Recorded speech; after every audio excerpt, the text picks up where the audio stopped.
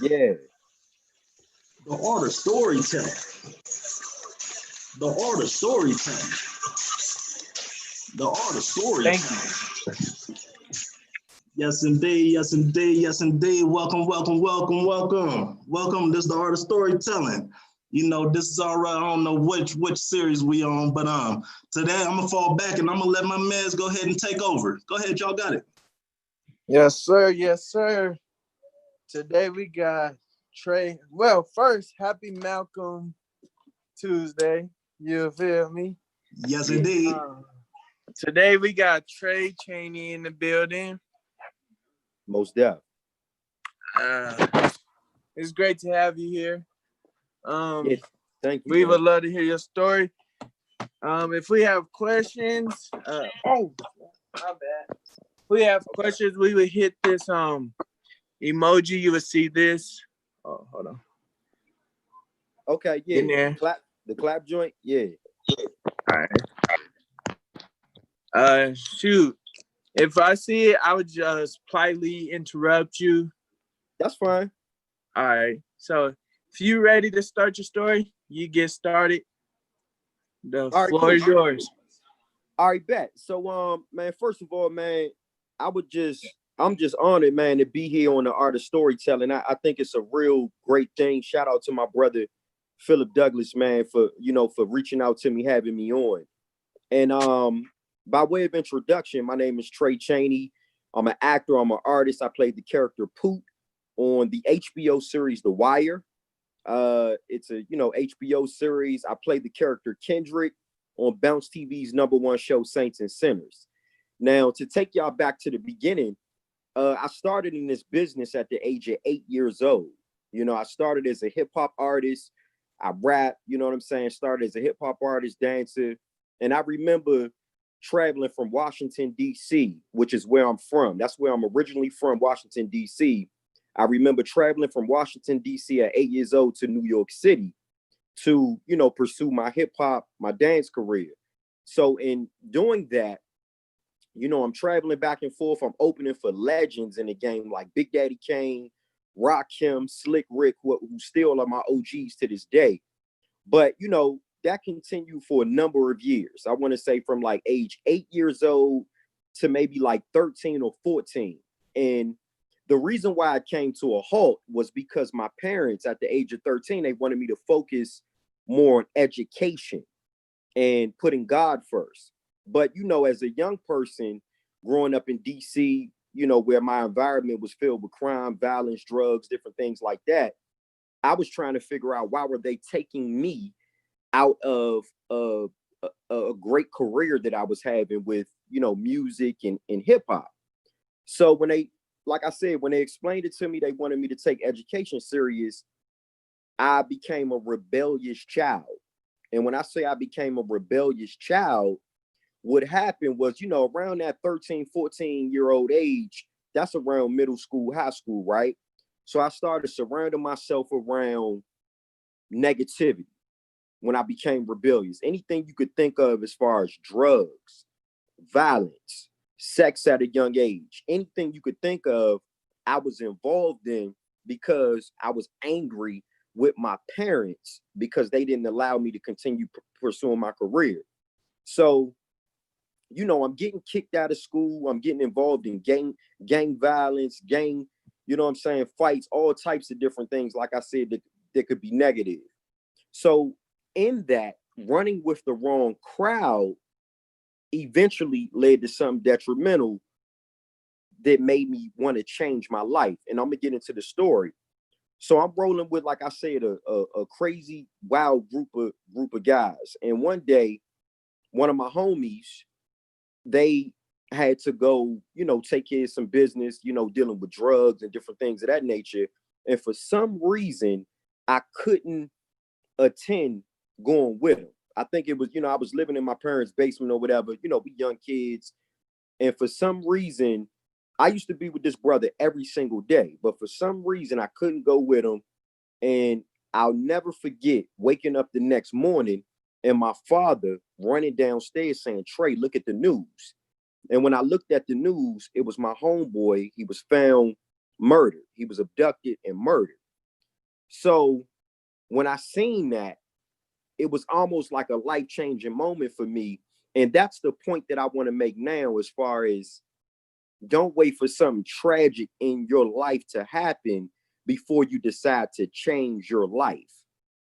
So when I go to my homeboy's funeral, I'm looking at all the cats I used to run with. And unfortunately, I said, you know what? This is unfortunate that this happened to make me change my life. So once I decided to change my life, man, I said, you know what? I'm going to jump right back into the entertainment business, because I always knew in the back of my head I wanted to be a hip hop artist like I am today, and I wanted to be an actor.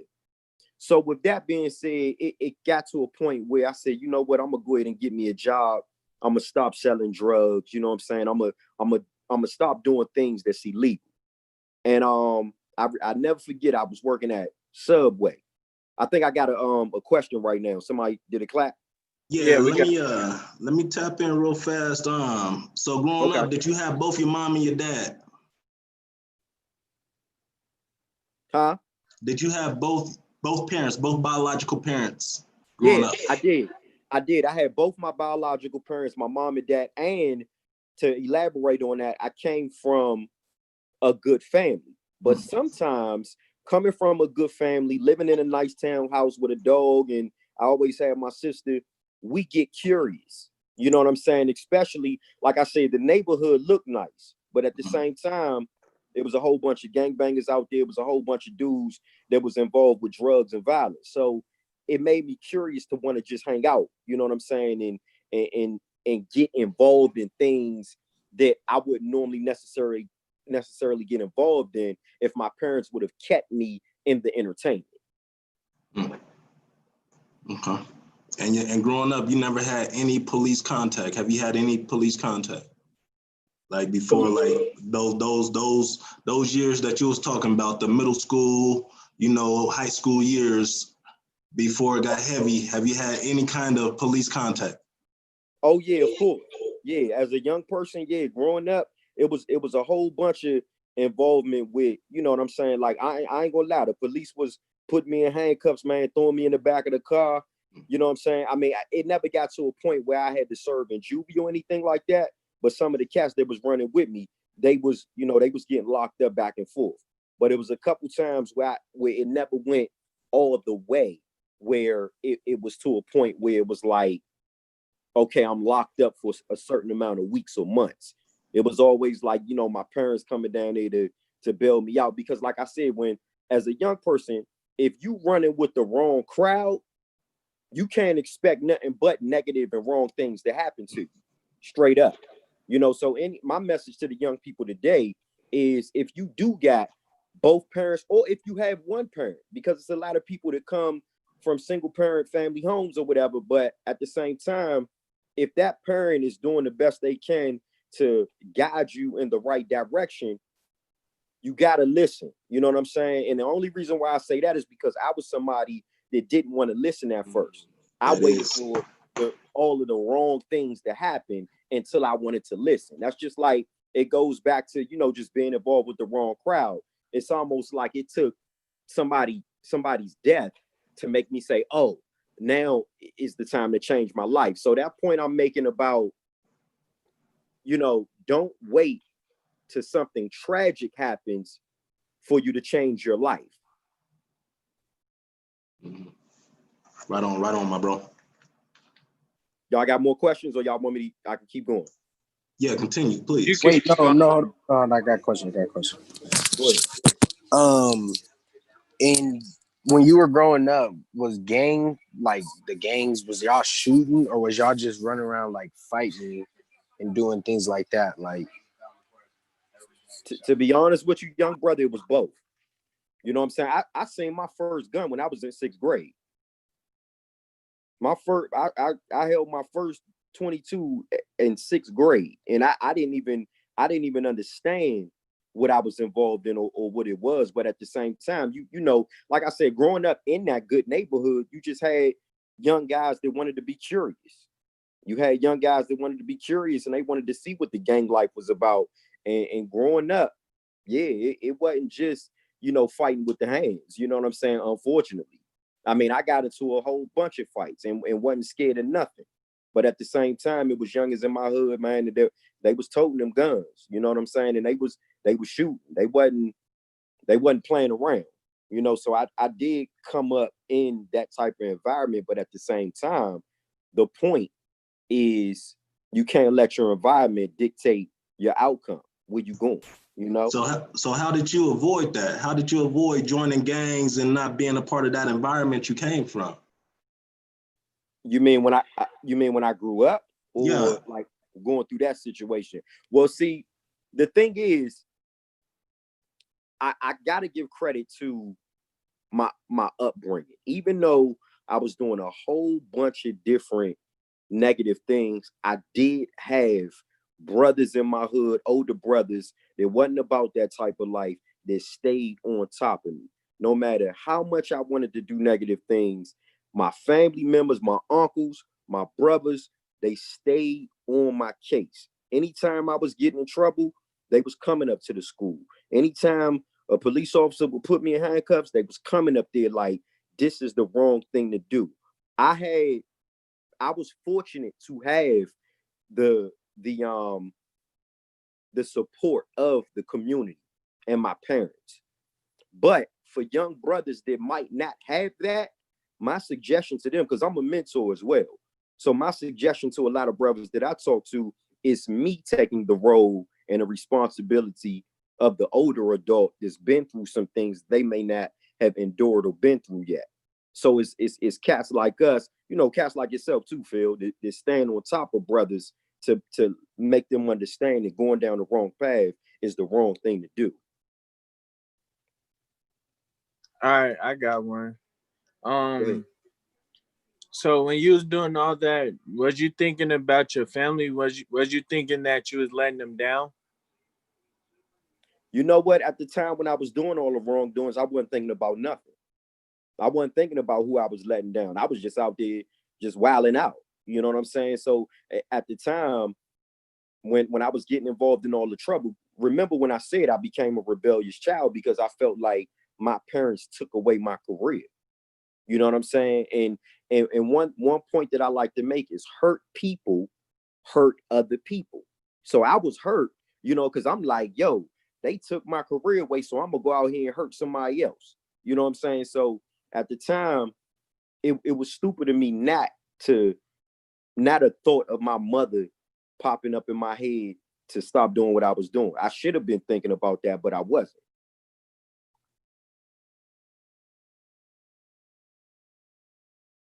All right, you could continue. Okay, cool. So during the time when I decided to, get the job and get on this neural path, I started entering talent shows in Washington, D.C. So I said, all right, I'm gonna get back to rapping, I'm gonna get back to dancing. And I want to say, from like 14, 15, 16 years old, I'm on this right narrow path, right? So I'm doing all of these shows, and I want to say like around 18, 19, I performed at this venue called Lincoln Theater. And I won first place for, rapping and dancing. This lady came up to me. Her name is Linda Townsend. She's out there in DC, a talent agent. She said, Trey, I don't specialize in submitting dancers or rappers. I only deal with actors. Is acting something that you want to do? So when she asked me that, I'm like, yeah, acting is something that I definitely would want to do because I'm not stage fright. So, me working at Subway, JC Penney, different little jobs that I was taking to pay for my professional headshots and get things taken for, to submit to acting. The first role she ever submitted me for was The Wire. So my first television gig as an actor, my first audition ever was The Wire. I didn't know what I was a part of when I was submitted. I remember going into the audition, reading for this woman named Pat Moraine, who was the casting director out of Baltimore. Because you remember, I'm originally from DC, but B-More probably like 30, 40 minutes away. So I go to B-More, she tell me to do this cold read. A cold read monologue is just looking at a piece of paper, remembering some lines, and I remember going in there reading, and she looked me dead in my eyes. She said, "I could tell you ain't never did this before." And I'm like, "Nah, I ain't never did it before." I kept it real with her, but at the same time, later on down the line, she was telling me the reason why she was doing that was she was trying to break my confidence. She was trying to see if I was going to break my confidence. And in that point right there, that's a lesson. That's a lesson for each and every last person that's on this Zoom right now. You might have sticks and stones thrown at you, but you still got to remain positive and stay on the narrow path and never let nobody break your confidence at whatever it is that you're doing. You know, so she was doing that, but at the same time, I was still showing up confident. I was still going in there doing the code reads. If she would tell me to do something the right way, I do it. You know, and then 2-3 weeks later, I get casted for The Wire. But just in case anybody, you know, is not familiar with The Wire is, you know, crime drama, HBO series. It touched on all aspects of life, politics, the war on drugs in Baltimore, but not just in Baltimore, just around the world, the educational system. And I played the character Malik Poot for 5 seasons. I was only supposed to be in the first episode saying 2 lines. But after they see me continue to show up, work hard, be dedicated, you know, being dedicated to the process without getting emotionally attached to the result, they said, "Man, we're going to go in and keep writing you in." You know, so they kept writing me in. But I'm going to tell y'all how art imitates life. I was still in the streets. I made my way back to the streets while I was on The Wire. The character that I was playing on The Wire, I remember, y'all remember when I shot Michael B. Jordan. Phil, you remember that part when I shot Wallace on The Wire. That was one of the scenes I had to do. Soon as I went home, I got involved in a fight with some cats around the way. And we end up putting the cat in the hospital. Next thing you know, my car gets shot up. So we talking about how art imitated life. What I was doing in the arts was really imitating how I was really living. You know what I'm saying? So, I mean, like I said, man, only reason why I'm here is because of God and the universe and the spirit. And I'm glad I'm able to share information like this, because it's a lot of young people out here, man, that get caught up in being a follower. And we trying to get young people as well as some adults to not get caught up in being a follower. We need to build more leaders in this world today. And straight up and down, like I said, man, if it wasn't for God, I wouldn't be here right now. But again, it was another lesson learned. The car gets shot up right in front of my mother's house. You know what I'm saying? That could have blew my whole house up. But it was a lesson. It's like, all right, Trey, what are you doing? You got all this in front of you. You on an HBO series. You making money. You nationally known. Leave that street life alone. The streets ain't for you. Just stay on that narrow path and keep on going. Y'all had a question?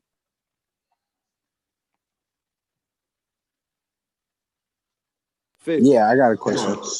All right, go ahead. Is it Tank? Yeah, Tank. Go ahead, Tank. So I've seen a lot of documentaries, a lot of little things about the movie biz and how contracts get involved when some people get their contracts and they get played out. Like, you'll do so much work, but don't make no money.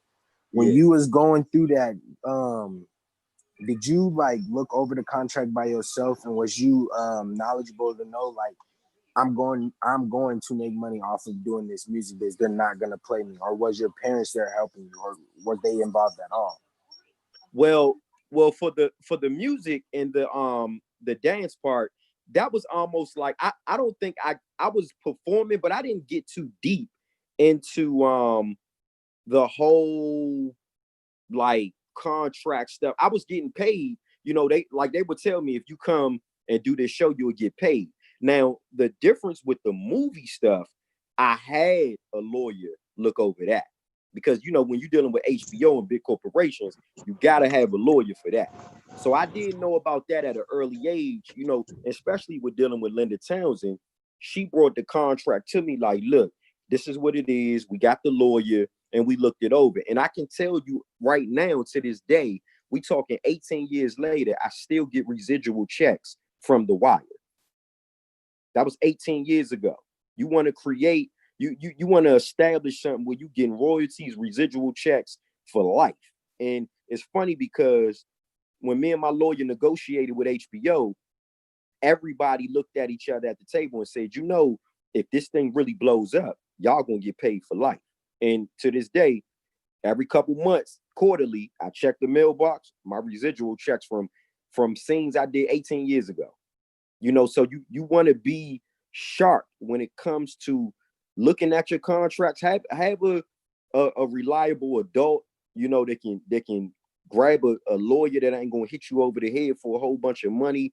Or sometimes the contracts, you know, if you really thoroughly read the contract with somebody that know what they're doing, you can really understand it and understand if you getting beat out of money or if you're gonna make money for the rest of your life or whatever, you know. So you want to just be sharp on stuff like that, because in this day and age, people are looking to beat you out of some money. Believe that.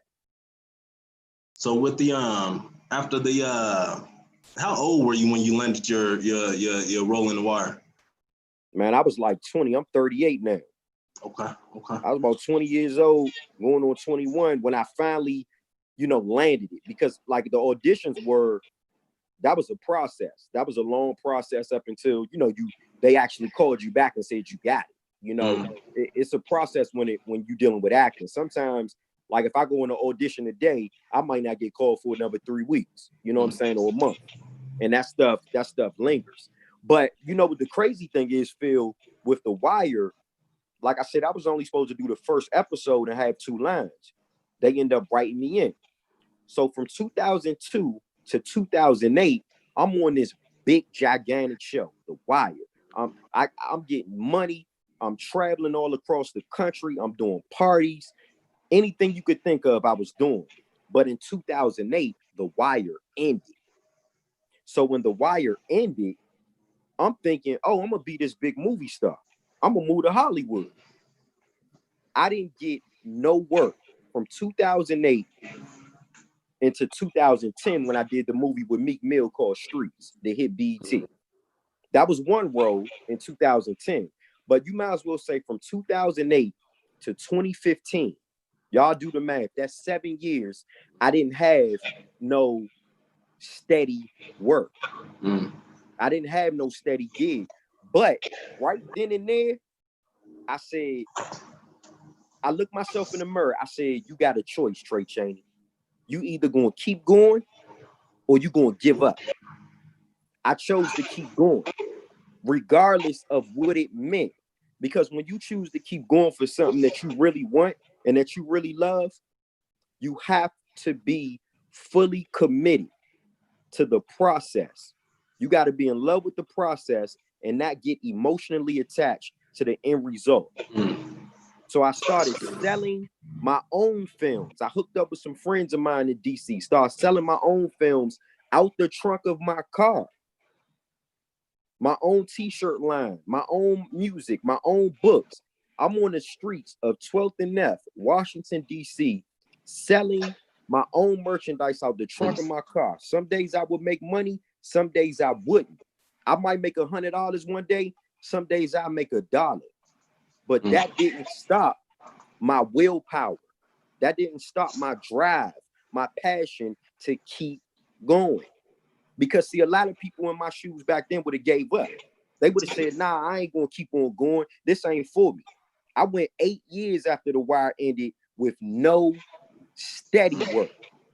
Little jobs here and there, independent films here and there, maybe a little show, but it was my determination. It was my drive. It was my passion for what it is that I want to do. If I'm telling myself every single day I want to be an actor and I want to be an artist, I'm gonna go for it. Even if it means I'm talking about going so hard. This is really what I mean. And I don't want this to sound crazy. I'm talking about going so hard and to the point where it's like I'd rather die trying and pushing. I don't want to die and say, man, I ain't really giving my all. if I'm gonna go out, I'm gonna die saying I gave it my all. You know what I'm saying?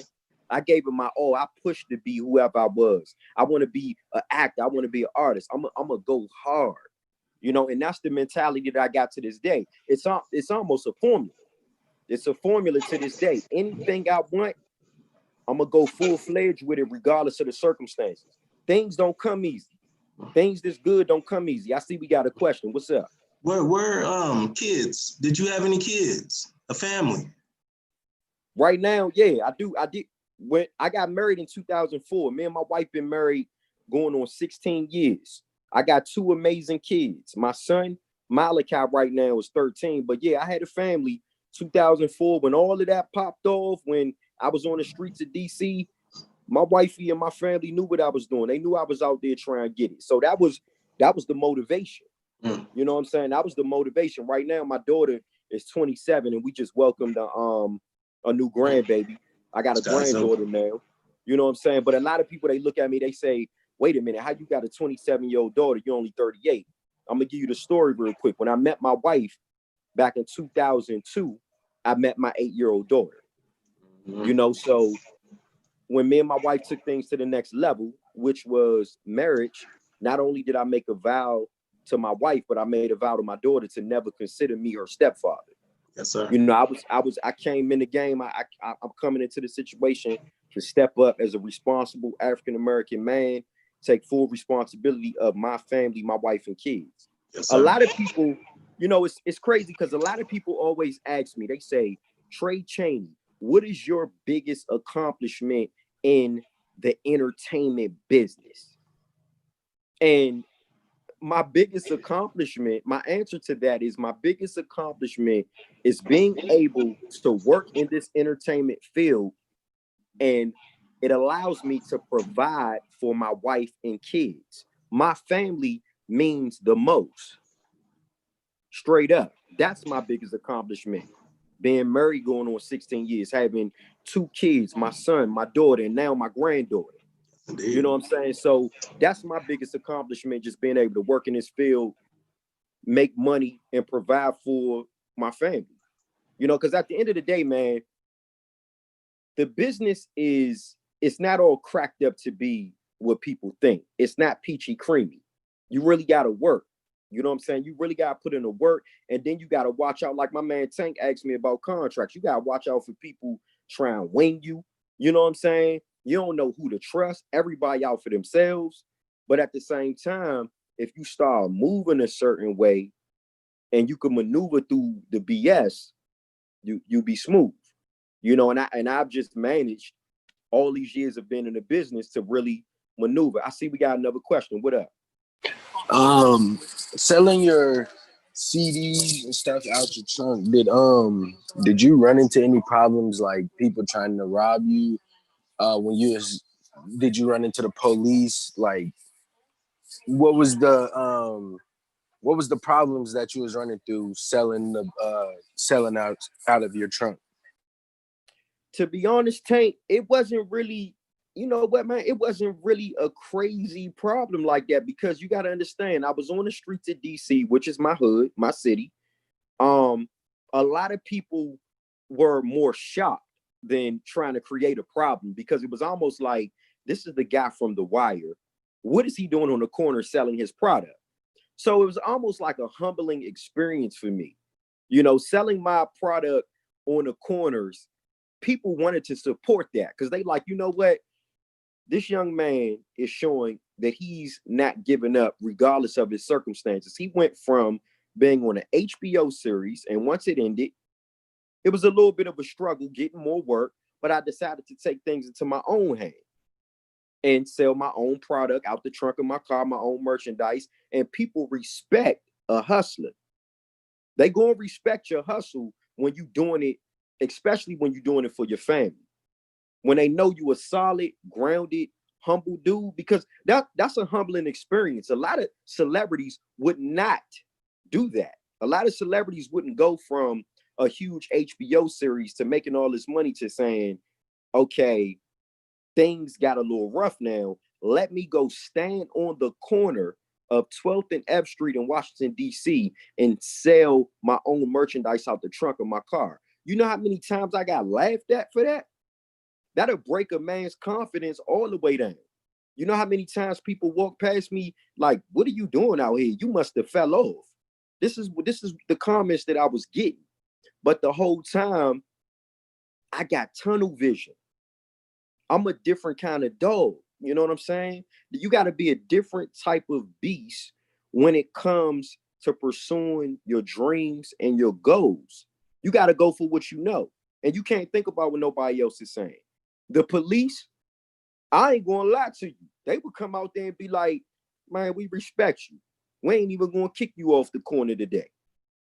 We ain't even going to say nothing about it. You out here trying to get some bread for your family. You out here trying to do your thing. You out here trying to eat.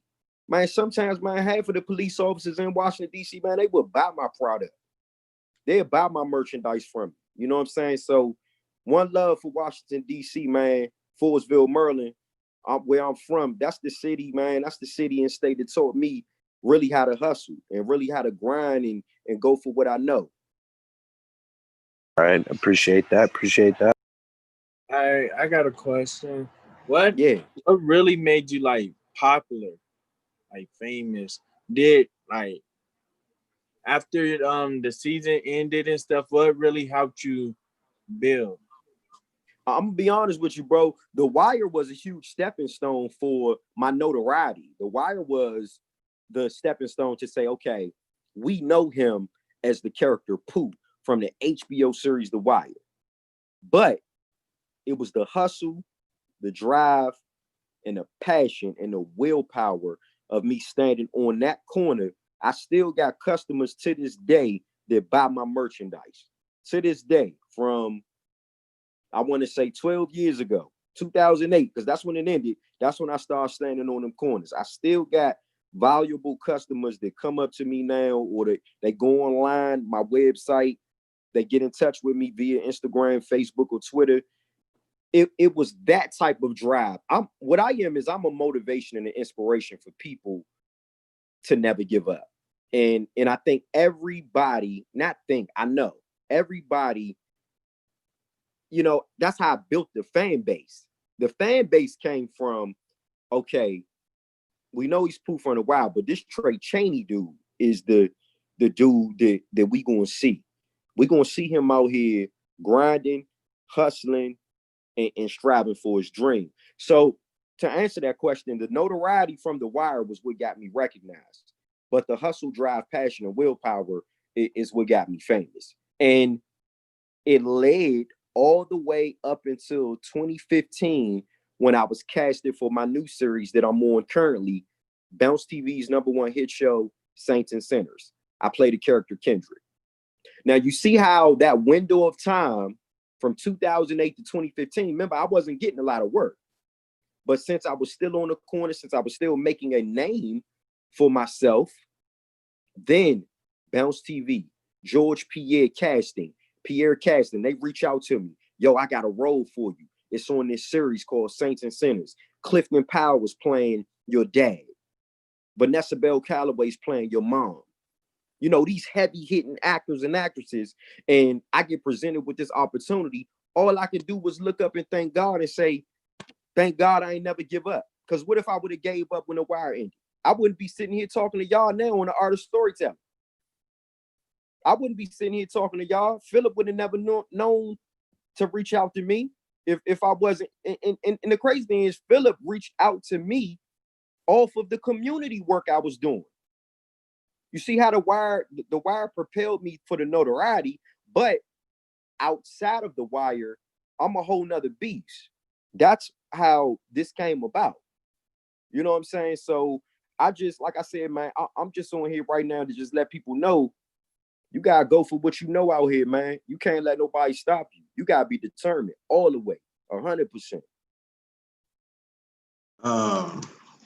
You know, we're gonna take a shift real fast. You know, coming back, because I did reach out. You know, I reached out to him, not from his music, not from the acting and stuff like that, but from his work that he's doing in the community. You know, with that, what is your vision for your community, and what are you doing to make that vision reality? My And then vision with a follow-up question, I'm gonna lean on, because I see you doing the community work. And, there's a whole lot of Black men out here that's getting killed and there's no justice.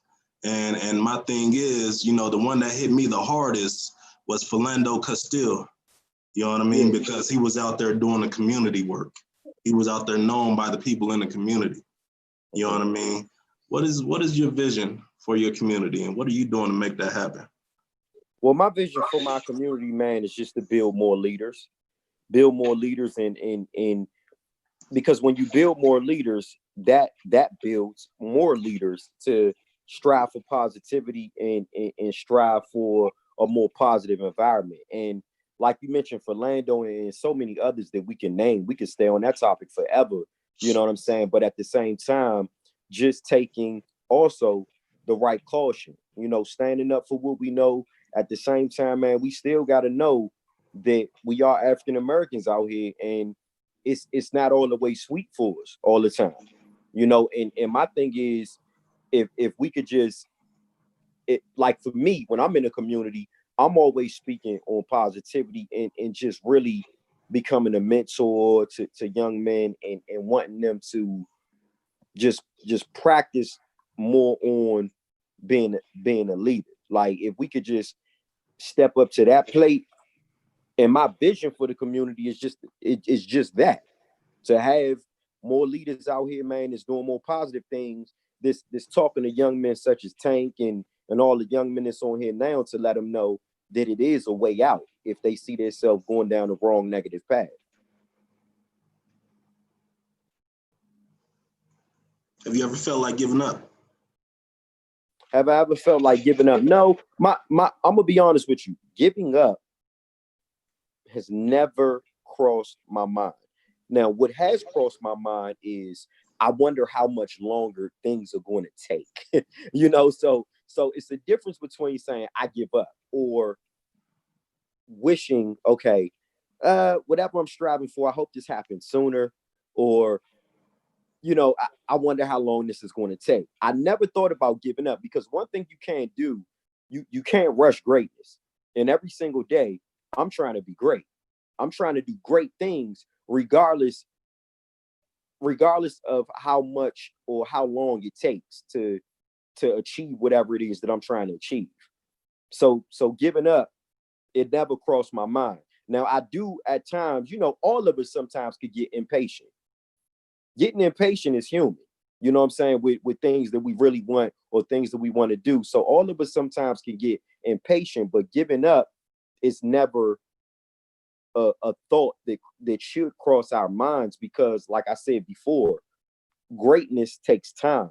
And as long as your contribution to the world is love, peace, happiness, and trying to motivate and inspire somebody else, that takes time. But every day that you're doing it, at least you're feeling good about what you're doing, along with feeling good about yourself as well.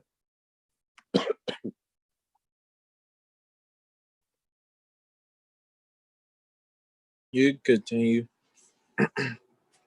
So in 2016, I get the call from George Pierre, and that's Pierre Casting out here in Atlanta. He like, Trey, I heard you was out there in DC doing your thing on the streets. You got your own product. You got your own movies. I got this role for you. And he said, the role is Saints and Sinners. It's a television show. It's one of Bounce TV's #1 television shows. Well, it will be. And I got a role for you. I want you to play the son of Clifton Powell. Just in case y'all don't know who Clifton Powell is, he played Pinky on Friday. Y'all know Clifton Powell. And Vanessa Bell Calloway is going to play your mom. So he said, we're going to fly you out here to do an episode. So I come out there, I get introduced in the last season of Saints and Sinners, the season finale of the first season. They end up bringing me back for the second season, but this time they moved me here to Atlanta. I live in Atlanta now. They moved me to Atlanta, And mind you, I had never experienced like a movie studio moving me out of my city and, you know, coming down here to stay and getting per diem and living in a hotel, a nice fancy hotel. But when they did that, one thing that I was missing was my wife and my kids. I'm like, I don't feel comfortable to continue to leave my wife and my kids for 3 and 4 months at a time while I'm shooting. And then when I go back home, which is to DC, they might not have a lap popping like Atlanta does. We know Atlanta is where all the television, movie projects, and music business, all of that stuff is taking place here in ATL. The big wigs are in LA, but at the same time, Atlanta is becoming the place where people are moving to get on. So me having that opportunity, I remember after the second season ended, I went home and me and my wife had a real heart to heart. She was like, what are you going to do?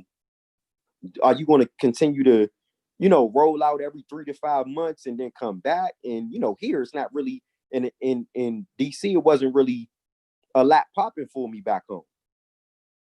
So I made a strong, firm decision in 2017, almost 3 years ago, July 17, 2017, to relocate, but not just relocate by myself, move my wife and my son up here to ATL.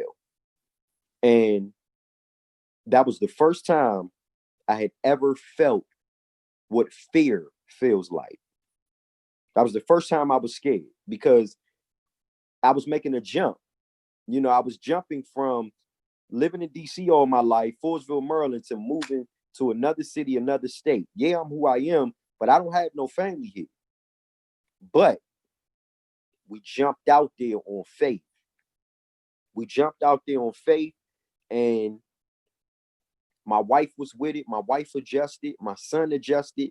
I mean, he's only 13, but he adjusted to the new school out here. And, you know, because we decided to take the jump, we watched our life change, and we're watching our life continue to change for the better. When was and you said you was married for 16 years, correct? I'm going on 16 years of marriage this year in November. Okay, you know, I asked this question on every Black person, every people that I know that's married. Out of those 16 years, honestly, how many of those years were good? That's funny you said that. Out of those 16 years, how many of those years were good?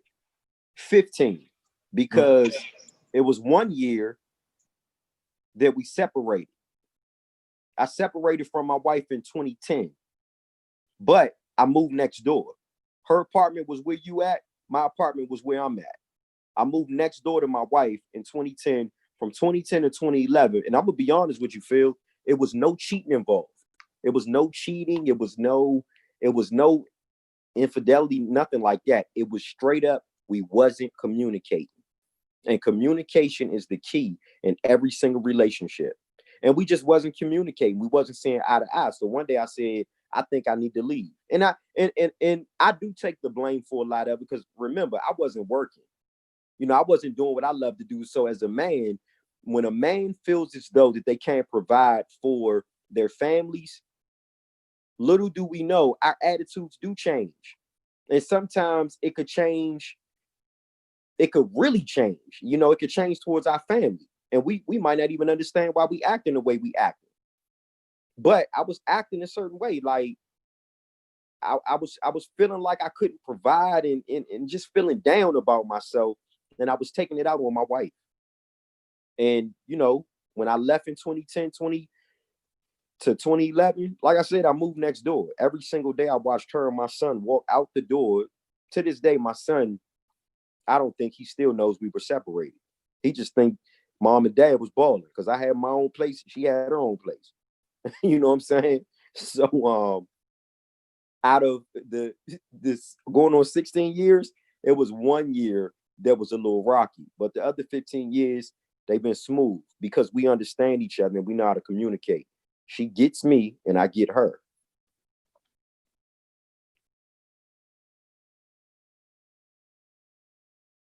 All right, you Yep. continue. Okay. So when we moved out here, we moved to ATL, and I'm gonna be honest, it was a rocky start. I remember looking at the house that we living in right now. It didn't look like this. You know, of course, you had to come, you gotta fix things up, and but at the same time, it was a change that we adjusted to.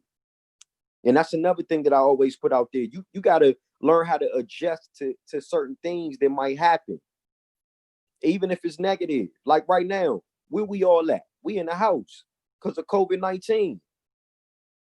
We in the house because of coronavirus. You know, a lot of us were thrown off. I don't think nobody around the world can say they were ready for COVID-19 to happen for us to be in the house for 2 months. But it's time for adjustment. You have to adjust to the things that you can't understand. It's a lot of stuff in this world that we ain't gonna be able to understand. Moving to Atlanta was one of the things. I'm like, all right, I know why I'm here. I'm about to work, but at the same time, when I'm not working, what am I gonna do? I'm gonna grind. I'm gonna keep on grinding. Wifey end up getting a great job. You know what I'm saying? Like doing something she loves to do in her field. My son goes to a good school, but at the same time, it goes back to adjustment. One thing I look at a lot of motivational speakers, and Inky Johnson, he said, all of us right now, we all know what to do when we get a check. Everybody know how to blow a bag. Everybody know how to get money, pay bills, and all that. But right now, with this COVID-19, how are we adjusting when we not able to move like we were moving? This is when you start identifying with true character. When you look yourself in the mirror and say, okay, who am I? What am I getting ready to do? Another thing too, man, I'm happy because today is day 58 that I have not touched no alcohol, no type of beer, liquor, wine, no type of drug whatsoever, no type of weed, marijuana, anything like that. That's Godzilla. Congratulations. I don't do drugs anyway. Thank you, man. But at the same time, when you think about pandemic, you think about chaos. I ain't trying to have my mind all foggy and cloggy while all of this is going on. You know what I'm saying? So I say, man, I'm gonna lock in. I'm going on 60 days of not touching anything. And all of my friends around me, they like, yo, you ain't had a drink like all this we going through? Bruh, you gotta have a certain mentality. You gotta discipline is a serious thing. If you don't have discipline, a lot of times you're not going to have success. And that's straight up. A lot of these guys that y'all see, a lot of these guys that we know, our peers in the industry, Jay-Z, Will Smith, these guys are disciplined. They understand what discipline is. You know what I'm saying?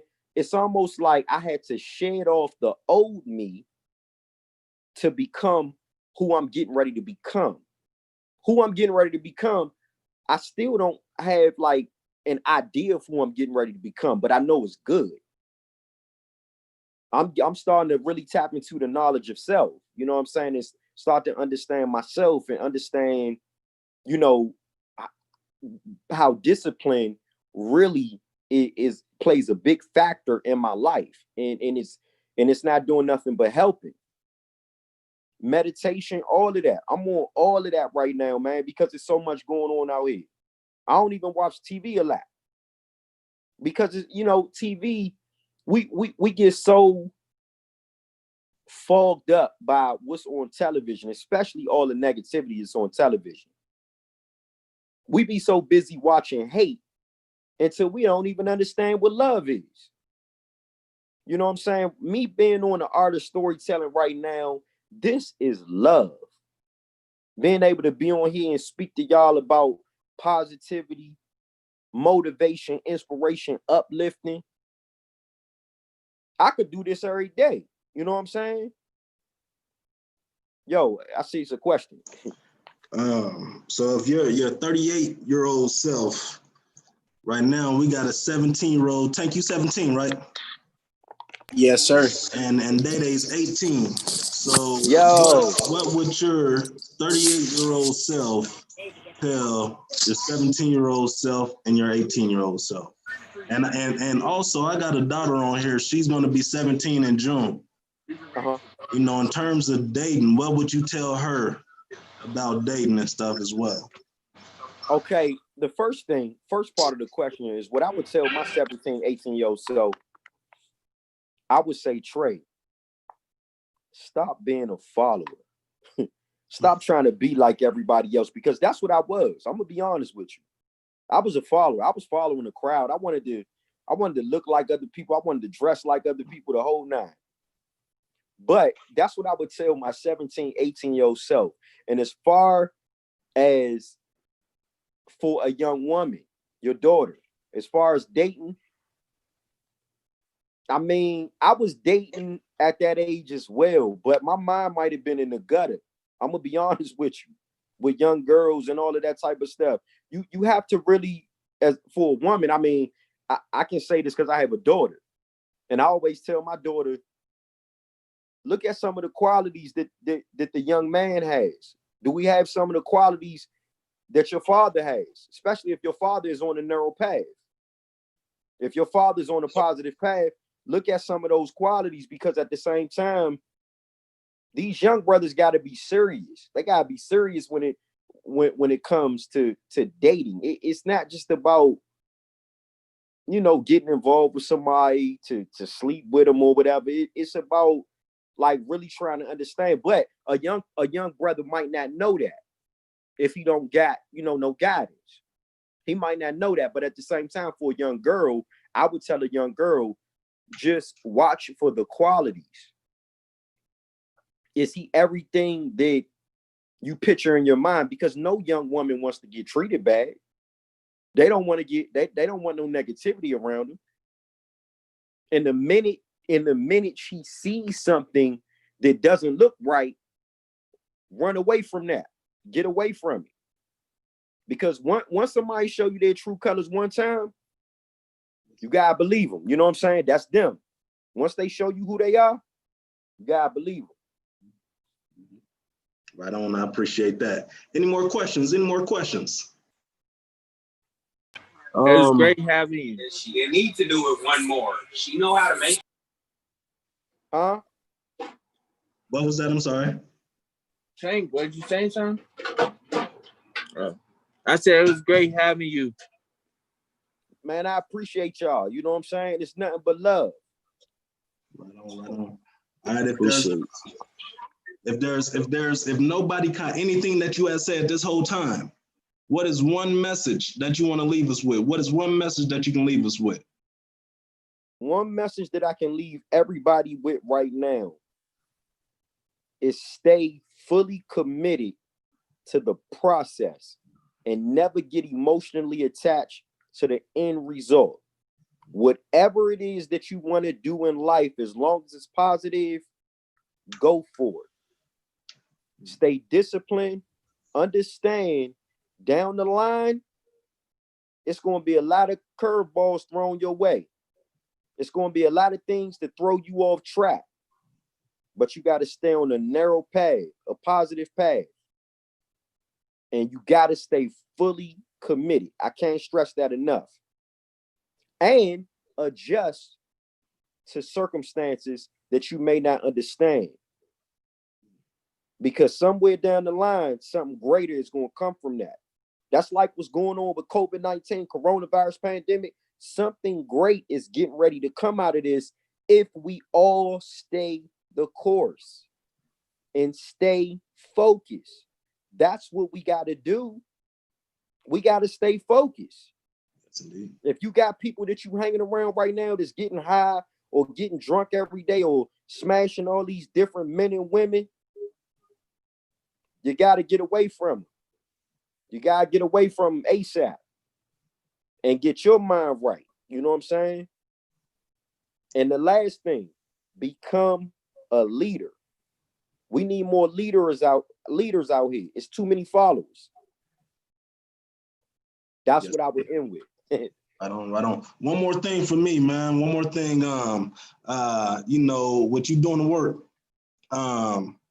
How do you handle the death of a mentee or a youth who you was working with who get killed in the streets? How do you deal?